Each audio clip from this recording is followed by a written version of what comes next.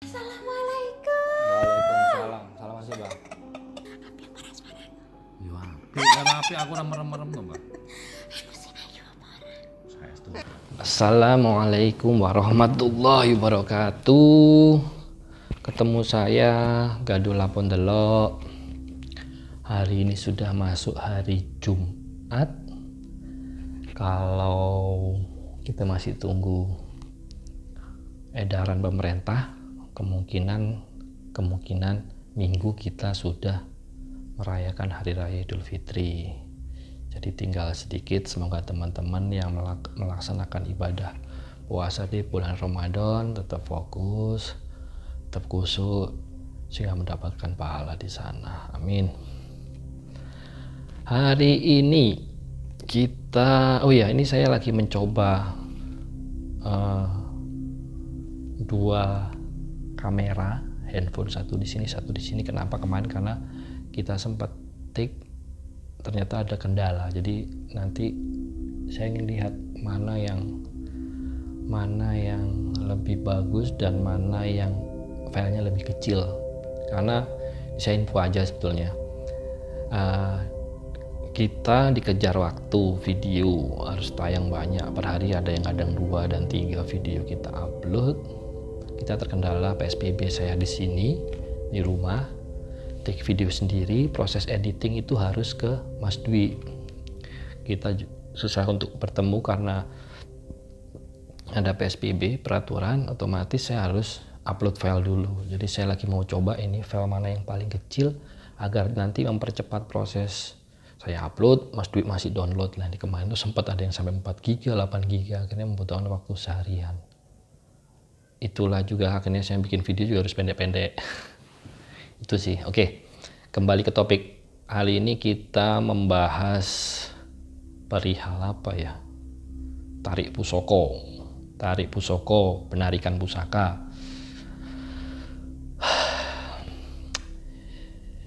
Mengenai penarikan pusaka ini saya akan coba sedikit nanti bercerita, karena kemarin pertama ada permintaan dari netizen minta membahas dari sudut pandang saya. Terus yang utamanya lagi si kompor beleduk Mas Dwi, karena sebetulnya kalau teman-teman tahu Mas Dwi itu yang rutin, Mas Dwi dan ada beberapa teman lah sebetulnya yang rutin saya dongengin, saya itu bisa vulgar cerita ke Mas Dwi dan yang lain yang sudah dekat itu kejadian-kejadian yang pernah saya alami, termasuk salah satunya nanti ada penarikan pusaka. Akhirnya mereka selalu berusaha, ayo cerita dong, in frame, direkam dong. Bilang males halu, karena memang banyak kehaluan di situ sebetulnya. Kalau menurut orang awam makanya jatuhnya halu banget, apalagi dengan seusia saya bahas yang gitu kan, halu banget.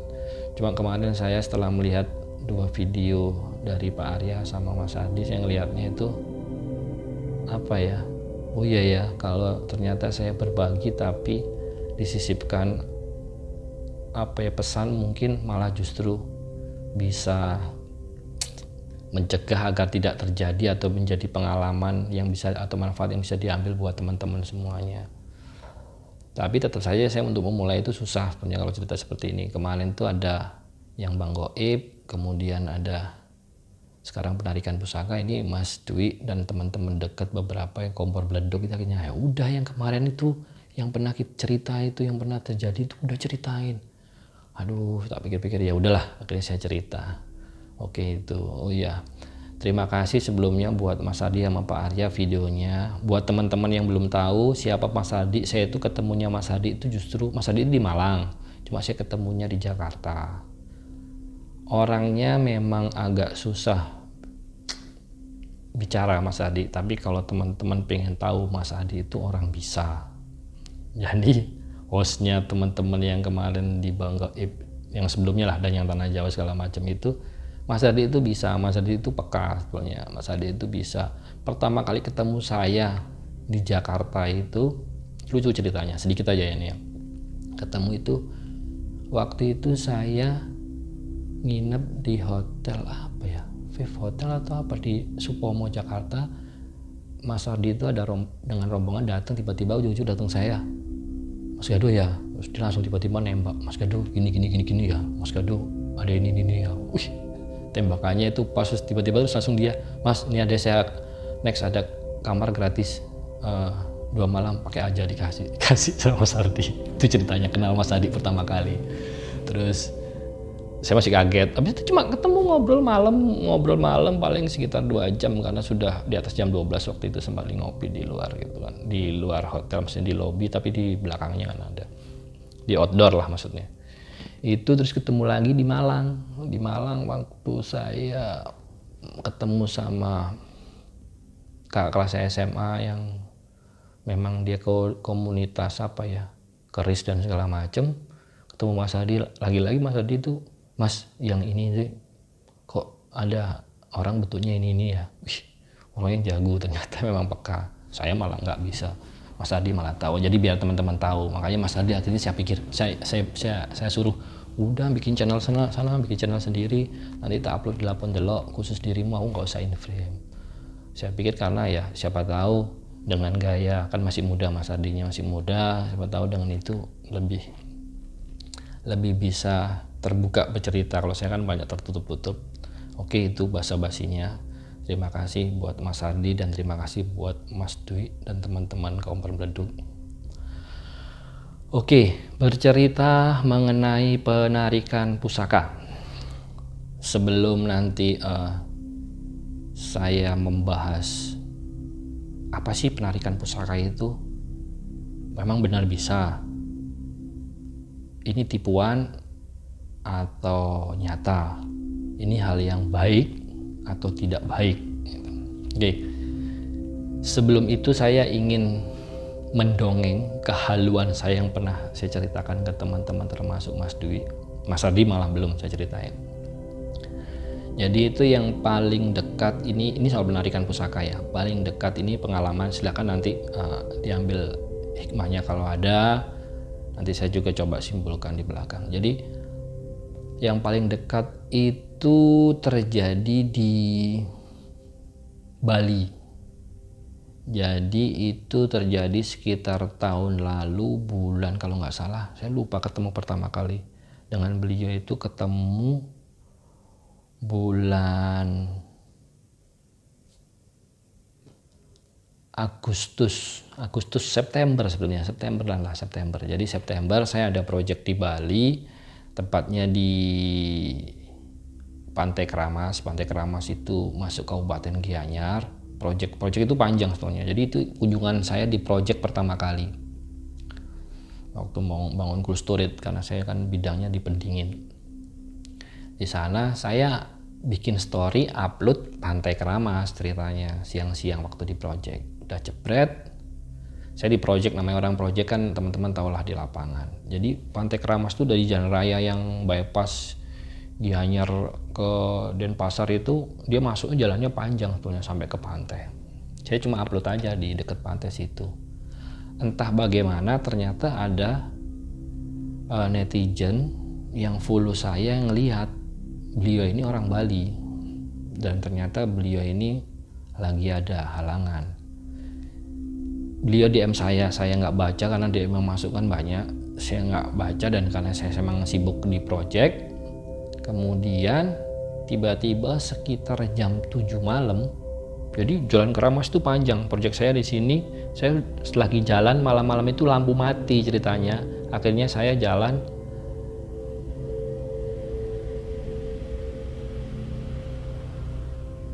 ada suara motor. Akhirnya saya jalan ke ujung pantai, lampu mati. Jam 7 itu tiba-tiba datang ini, ternyata saya tahunya juga baru tahu pas akhirnya ketemu itu, ternyata ada follower saya, ibu-ibu bawa mobil sendiri, bawa anaknya 2 apa 3 waktu itu, 3 nggak salah, putra dan putrinya dibawa. Pas saya jalan ternyata dia itu tanya-tanya, gelap-gelap lampu mati di warung, ada satu warung situ, buka tanya-tanya. Saya siapa sih orang tanya-tanya? Saya jalan dari pantai, saya datangin, saya cuma lihat. Pas lihat saya dia langsung teriak, Mas Gado ya. Saya kan bingung, siapa ini orang? Mas Gado ya. Pas Mas Gado, saya ada perlu sekali ya. Waduh.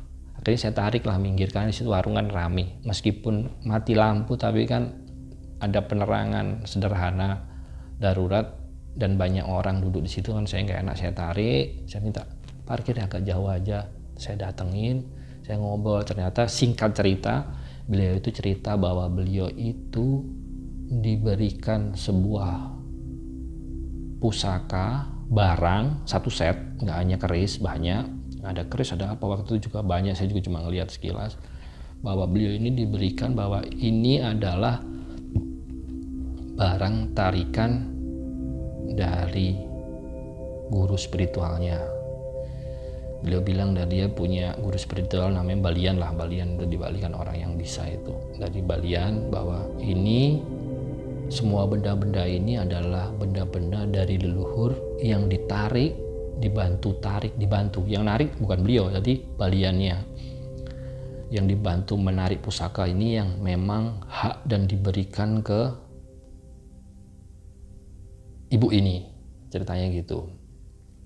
Akhirnya saya sudah berusaha, aduh gimana ya, saya nggak ngerti gitu, tapi dipaksa. Akhirnya saya ditarik masuk mobil, saya buka, ini sudah ada kain, saya buka sebentar sekilas, saya ngelihat itu sudah kaget pertama kali, waduh kok gini. Saya bilang, udah Bu, tenang aja, maksudnya gini, udah tenang, ini saya cuma karena waktu terbatas dan sudah malam dan mati lampu, saya cuma bilang gini, beberapa hari ke depan saya akan pindah ke Denpasar, ke daerah Gatsu, saya bilangnya, saya akan tinggal di situ, di tempat yang disediakan customer, mungkin di sana nanti kita akan bisa diskusi lebih panjang. Saya hanya pesan terkait barang ini, saya cuma disimpan dulu, tapi jangan terlalu dianggap, saya bilang anggap aja kayak barang biasa, karena saya ngelihatnya sudah, wah ini udah ada yang nggak beres gitu lah. Saya belum dapat cerita banyak, saya ngelihatnya sekilas, wah ini kok bukan, saya nggak bisa apa-apa, cuma saya ngelihatnya, wah ini kok apa ya, kayak wah ini nggak bener ini. Udahlah, saya cuma bilang udah simpen aja, nanti kita ketemu udah malam. Oke, singkat cerita berganti hari, beliau ini, kalau saya agak lupa urutannya, tapi singkat saya seperti itu. Jadi singkat cerita, di beberapa hari kemudian kita ketemu di yang sebelumnya saya infokan ke beliau, di tempat singgah saya di daerah Gatsu di Denpasar. Saya ketemu beliau di rumah itu dan alhamdulillah beliau datangnya sendiri. Terus di situ kan, di tempat situ saya masih ada teman project juga, jadi ada orang lah. Jadi saya ketemu di ruang tamu, saya ngobrol, saya lihat, akhirnya saya cerita di situ. Singkat cerita, saya nggak bisa jabarin yang terkait privasi segala macam. Intinya singkat cerita, saya cuma bisa nyampaikan, Mbak, ini dilarung saja ke laut. Beliau takut, wah Mas Gaduh, nanti kalau Baliannya marah gimana, nanti efeknya gimana, karena Baliannya itu sakti loh Mas, nanti takutnya nanti kena imbas ke keluarga saya segala macam. Saya bilangnya Mbak Ala ya. Akhirnya saya bilang, insya Allah enggak apa-apa, larung aja. Ini kalau menurut saya ini nggak ada hal yang baik, dan barang-barang ini sebetulnya bukan barang tarikan, tapi barang yang dibeli dari mau pasar atau tempat kerajinan. Ada kerisnya, memang ada keris yang pendek, terus ada apa ya, ada tempat apa kalau di Bali namanya, kayak dari perunggu atau apalah, pokok dari logam buat wadah Banten atau apa segala macam itu dari situ. Terus ada apa, banyak lah beberapa itu. Saya bilang udah larung aja, nanti insya bilang udah yakin nggak apa-apa, nanti bilang ke suaminya. Waktu itu saya belum ketemu suaminya memang, karena suaminya bekerja. Yakin nggak apa-apa, ibu harus mantap. Udah Mas Gaduh nggak apa-apa ya, beneran nggak apa-apa insya Allah. Udah kan saya cuma meyakinkan ibu itu, si mbak itu, karena saya nggak mau cerita banyak. Intinya ini nggak baik gitu aja, dan nggak perlu digunakan, nggak perlu disimpan. Larung sudah, nggak usah ngomong Baliannya, larung aja, nanti kita lihat aja efeknya, insya Allah nggak apa-apa gitu. Saya belum cerita, singkat cerita itu dilarung, akhirnya dilarung. Saya nggak ikut ngelarung, semuanya saya suruh larung ke laut aja. Udah kelarung ke laut. Jadi kesimpulannya, barang itu sebetulnya itu memang barang yang apa ya, barang yang dibeli, barang biasa, sebetulnya barang biasa yang dibeli di tempat kerajinan, tapi oleh baliannya itu diisi kodam. Kalau kita ngomongin kodam lah, mau apa, diisi kodam yang fungsinya memang untuk bisa mengontrol keluarga itu, teman-teman. Karena setelah dilarung, saya justru mendapat cerita bahwa ada kontinuitas bahwa ibu itu dengan suaminya harus setor uang, memberikan uang untuk ya istilahnya menjaga pusaka dan keluarga segala macam lah gitu. Jadi intinya itu bisnis apa ya, saya bilangnya bisnis yang memang ada main, baliannya nakal saya bilang. Akhirnya saya sudah itu dilarung selesai, pas saya mau pulang di bandara saya ketemu suaminya, saya ngobrol, cuma saya yakinkan aja ke suaminya, udahlah nggak apa-apa, udah. Kemudian saya datang lagi ke Bali itu bulan November saya ke Bali lagi, ketemu lagi, malah ketemu akhirnya saya kayak jadi saudara, ada suami, sempat ngopi nyantai-nyantai, ketemu ngopi sama suami istri itu, apa sama ibunya sama putra-putrinya, nanti putra-putrinya minggir, kita ngobrol warung kopi, saya tanya gimana, oh iya gak apa-apa Mas Geduh, aman. Saya bilang ya udah, yang penting kita yakin saja sama Sang Pencipta sesuai keyakinan masing-masing. Kebetulan beliau Hindu. Yang penting kan intinya ini buat pelajaran ke depan, jangan sampai kita gampang dipermainkan oleh orang-orang dalam artian balian oknum lah, saya bilang gitu, agar kita tidak terjebak di permainan mereka. Itu cerita pertama soal bahwa barang itu adalah dibilang penarikan, ternyata bukan. Itu ada cerita lagi nih, panjang nih ceritanya, nanti saya nggak banyak ya, sedikit aja. Jadi satu lagi cerita itu waktu saya balik lagi, ini masa kecil, karena kalau bicara soal pusaka, soal tarik-tarikan itu masa saya itu sebenarnya cuma sampai di SMA yang ngalamin sendiri, maksudnya ngalamin sendiri itu melakukan entah itu melihat atau ya sempat nakal lah, itu masa-masa saya nakal soal SMA itu jahiliyah lah, sok-sokan lah. Itu masa saya itu yang pertama ini cerita tentang penarikan keris. Itu terjadi saya SMP apa SD, saya lupa. Karena waktu itu saya ngikut, jadi ceritanya Pak di saya itu diminta untuk menemani seorang, ada orang minta suatu keris, nanti saya sebutkan kerisnya apa, posisinya di mana, minta bantuan paranormal yang waktu itu memang saya tahu memang beliau bisa. Saya hanya menemani. Jadi di situ saya melihat prosesinya. Saya nggak boleh sebutkan tempatnya.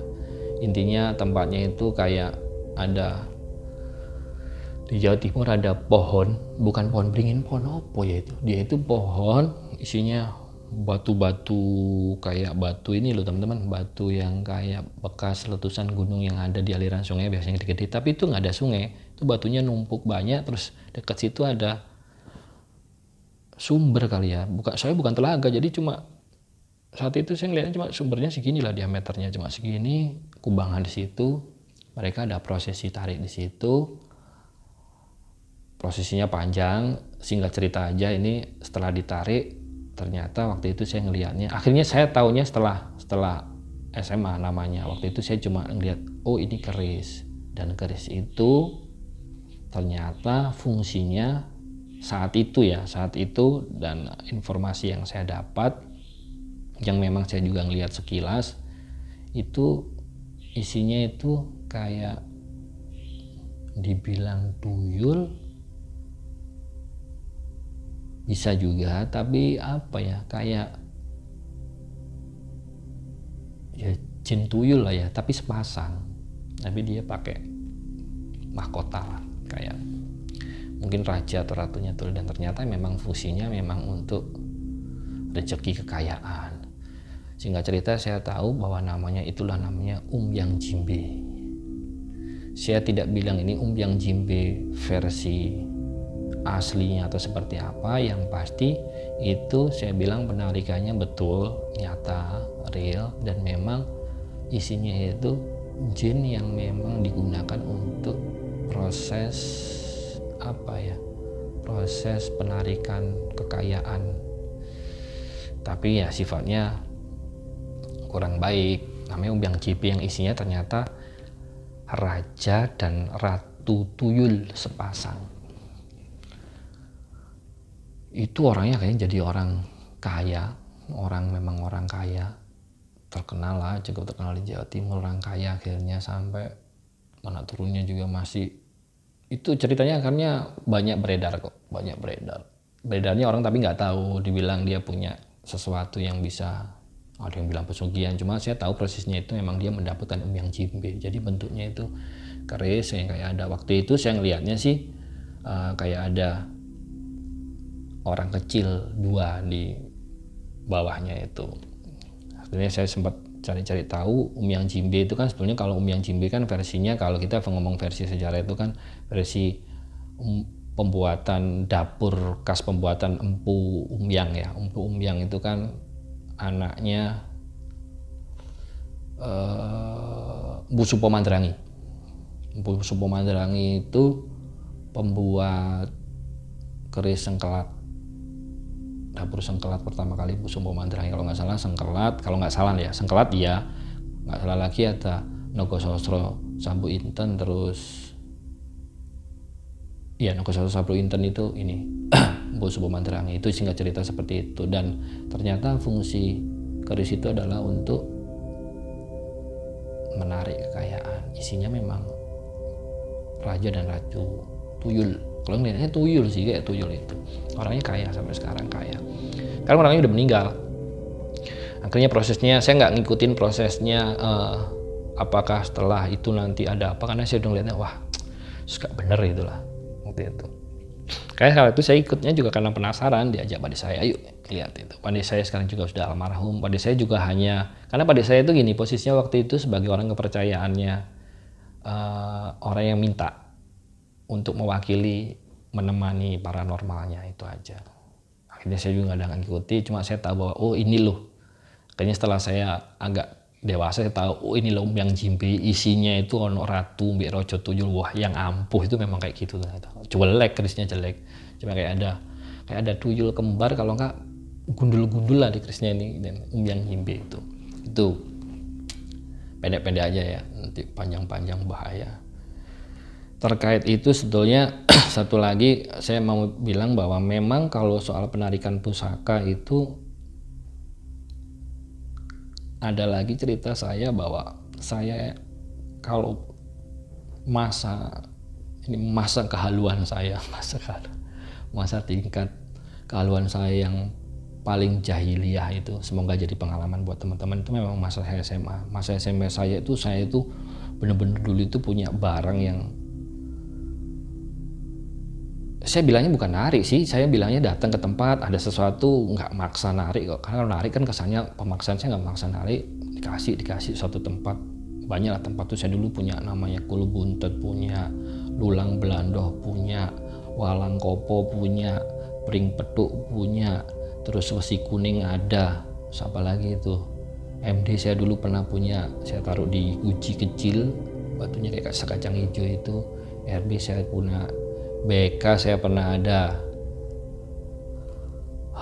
Terus ada beberapa yang nggak punya nama, yang kayak saya pernah ada yang pernah dapat, ini halu ya, pernah dapat, yang akhirnya saya ketemu lagi barang ini setelah, ceritanya panjang, nanti ada sendiri ceritanya kalau mau cerita. Jadi barang ini fungsinya pernah nemuin barang yang berupa kayak apa sih, receh sih, besi jelek segini panjang, fungsinya itu hanya untuk ada orang kesurupan pukul sembuh, itu saya pernah punya. Jadi barang-barang yang itu dulu tuh saya tuh banyak, yang akhirnya di titik yang membuat saya ternyata nggak ada manfaatnya. Jadi membuat saya itu sombong, jadi petarung, nantangin orang pinter, ngetesin orang pinter segala macem. Terus kalau sudah di titik itu saya ngerasa sombong, arogan kalau ngelihat barang. Jadi ceritanya saya di SMA itu suka yang apa yang mokongnya, nakalnya itu karena sudah ngerasa seperti itu. Kalau saya ngelewat itu, misalnya ada, oh ini ada genderuwo di situ, saya paksa, yuk ikut saya pindahin karena saya SMA sudah kosan saya dulu juga angker, itu terkenal itu di Malang, nanti kalau ada cerita sendiri. Saya paksa, saya taruh di kosan, lihat barang apa kosan, ada dukun pamer keris, ada kodamnya, saya paksa kodamnya ngikut. Saya dulu kerjanya kayak gitu, nakal, nantangin gitu, sampai pernah kena batunya juga, jangan ditiru. Dan ternyata memang gak ada manfaatnya. Akhirnya saya di titik yang akhirnya saya larung semuanya, karena itu bawaannya itu ada kan yang bawaannya memang petarung, jadi kesannya tarung, karena di situ saya anti cukur, anti silet, wah sosokan lah wis, tanpa amalan apa kerjaan, ada kerjaannya buat. Kalau kalau yang satu lagi yang pring peduk, kalau orang-orang dulu kan orang-orang cerita banyak pring peduk kan untuk lancarin rezeki. Kalau pring peduk yang saya dapat dulu malah bukan lancarin rezeki, jadi untuk maling, untuk mencuri. Jadi saya ngetesnya dulu itu megang pring peduk, saya pegang, pintu itu dikunci, pintu itu dikunci, saya cuma nggak pakai doa, ayat konsentrasi itu dibuka gini, ceklek bisa buka. Itu real, ada itu halu yang tingkat. Makanya kalau saya cerita kayak gini tuh khayal banget kalau menurut saya, tapi lah itu saya alami itu pengalaman saya beberapa. Terus mengenai penarikan pusaka yang terjadi akhir ini pernah saya singgung, sebetulnya ada itu justru penarikan pusaka di zaman Pilpres dan Pilkada itu terjadi. Jadi kalau kemarin saya sempat cerita sekilas di live ya, live story Instagram Lapo on the Law itu, kalau ada Pilpres, ada Pilkada itu selalu ada 3 kubu utama ya. Pilpres kemarin apa yang kenceng, itu sampai ada 3, saya punya 3 teman yang akhirnya pecah pertemanan itu ya, karena yang satu pro si A, misalnya harus dukung, dia dapat tugas untuk narik pusaka. Jadi pusaka itu kayak pusaka yang digunakan untuk narik pulung ratu, dikumpulin memang pusaka-pusaka ampuh yang memang itu untuk narik pulung ratu, entahlah itu dipakai buat membelok-belokkan takdir, wallahu alam, saya juga nggak mau ngurusin kayak gitu-gituan. Yang satu itu pro si B, tugas narik pusaka untuk narik pulung ratu si B. Yang satu apesnya itu orang yang nggak ngerti apa-apa, ini yang biasanya paling ampuh, nggak ngerti apa-apa, sampai akhirnya dia menerima mandat atau amanah, pusaka ini tak taruh dirimu biar gak diambil orang. Jadi pusaka itu dulunya di suatu tempat, tiba-tiba datang tanpa dia minta, tanpa dia bisa, orang itu terpilih ditaruh jogon. Udah, itu yang sampai dia capek, dia harus nahan dari si A, harus nahan dari si B, itu tadi. Dan itu terjadi, itu versi penarikan pusaka yang digunakan untuk Pilpres Pilkada. Itu terkait cerita penarikan pusaka. Jadi kesimpulannya apa? Saya tarik dari beberapa cerita itu, saya ingin mengatakan bahwa perihal penarikan pusaka itu ada yang sifatnya pertama tipuan dan memang nyata, bukan tipuan. Kalau tipuan ya balik lagi seperti contoh apa yang terjadi di Bali, pengalaman saya di Bali itu sifatnya tipuan. Walaupun barang itu ada isinya, tapi itu diisi oleh dukun atau paranormal yang memang milik dia, misalnya jadi masukin, yang tujuannya memang untuk ada ketergantungan pasiennya dengan dia, yang ujung-ujungnya biasanya duit, ya store duit segala macam. Jadi itu tipuan. Termasuk kalau ada yang wah sana narik pusaka di pohon atau di batu ditarik, ada pusaka, itu bisa jadi ada yang tipuan, karena itu bisa jadi miliknya sendiri, kodamnya pindah ke sana, jadi bukan milik siapa-siapa itu ada. Karena itu untuk proses orang percaya, agar orang percaya kan harus main sulapan. Kalau saya bilangnya itu sulapan, karena itu barang dia sendiri. Jadi misal mau keris kecil, mau batu, dia bilang, misal dia mau punya pasien, wah biar percaya dulu awalnya, saya bisa narik pusaka, ditarik dari sana, suruh gali apa, ternyata ada batu, padahal bukan rumah dia. Itu ada yang kalau yang jago pakai kodam, barangnya sendiri taruh sana, udah akhirnya kan pasiennya langsung percaya itu kan. Dari percaya itu nanti ada runutan bentuk tipuan berikutnya itu kesimpulan pertama. Kalau kesimpulan kedua yang itu yaitu yang nyata itu salah satunya yang cerita Pak Arya itu nyata. Saya bilang itu bukan bohongan. Kalau dari saya ngelihat dari cerita tanpa saya harus tahu apa, itu nyata karena prosesnya. Kalau yang nyata itu biasanya itu sering dilakukannya itu sendiri teman-teman. Kalaupun ada dilakukan seperti kasus yang Yang Jimbe itu orang-orang yang melakukan yang diminta disuruh itu yang sudah diberi kepercayaan itu ya orang-orang yang sudah jarang lah, 1-2 lah yang benar-benar ini untuk narik pusaka yang wow itu ya. Biasanya dilakukan sendiri, mostly lah. Kalau mau itu enak dilakukan sendiri. Terus biasanya itu maharnya itu ya sudah mahar untuk syarat narik pusaka tanpa ada embel-embel nanti harus setor uang lagi segini, itu nggak ada. Itu biasanya nyata. Ini kita ngomong yang logiknya aja itu. Terus terkait nyata, kalau sudah narik pusaka itu fungsinya gimana Mas Gaduh? Apakah itu membawa kebaikan, positif atau negatif? Oke, sebelum bicara fungsinya, namanya narik pusaka itu ada 2 sebenarnya. Yang satu model narik paksa itu sebenarnya kita tidak ada tidak ada indikasi bahwa itu punya kita atau akan mendapatkan, kita paksa dengan ikhtiar kita apapun, dengan ikhtiar macapun itu untuk menjadi milik kita. Itu namanya narik paksa. Ada yang narik non paksa, contohnya tanpa diminta, tanpa apa. Misal saya ke suatu tempat dapat, entah itu mau wujud entah itu tidak mewujud. Kadang-kadang karena hal seperti itu sebenarnya kan antara wujud dan tidak mewujud itu kan di ranah abu-abu, karena sebenarnya barangnya itu nggak penting. Kalau saya bilang sebetulnya kan isinya dalamnya, kodamnya itu yang penting, yang punya fungsi yang wow. Makanya kalau diperjualbelikan mah, kalau yang memang barang yang memang benar-benar itu bodo amat, dijual kebelikan, kodamnya nggak usah ada di sana ya nggak bisa dipakai gitu kan sebetulnya. Itu intinya. Jadi ada yang paksa, ada yang non paksa. Paksa sendiri ya otomatis terkait dengan efek dan fungsinya ada yang positif dan negatif. Contohnya yang masalah penarikan paksa yang positif itu yang saya sebetulnya pernah singgung sebetulnya kemarin. Kalau teman-teman yang rajin lihat, saya kan suka iseng kalau lagi gertek dapat apa, saya live-nya di Lapon Delok jauh sebelum ada suara dentuman, jauh sebelum ada yang katanya Merapi awannya kayak Semar. Itu saya udah cerita sebetulnya, teman-teman sebentar lagi mau ada kejadian gini.